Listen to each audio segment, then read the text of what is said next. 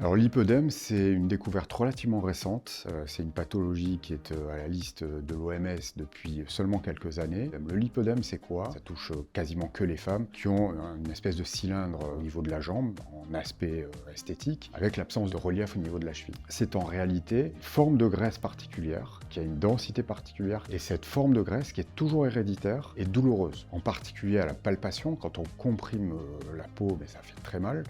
Donc c'est à la fois inesthétique et douloureux.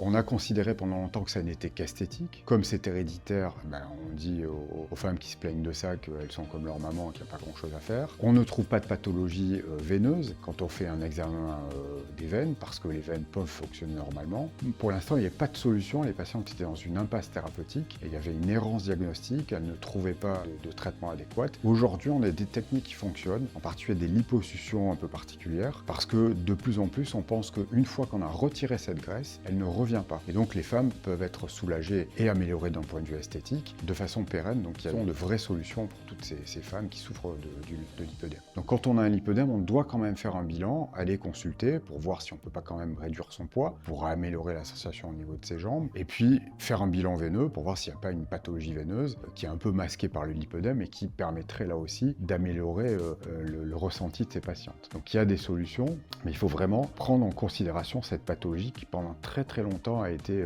sous-estimée parce qu'on considérait que c'était purement esthétique et que les femmes de toute façon se plaignent tout le temps. Donc voilà. Mais c'est une vraie pathologie aujourd'hui tout à fait identifiée.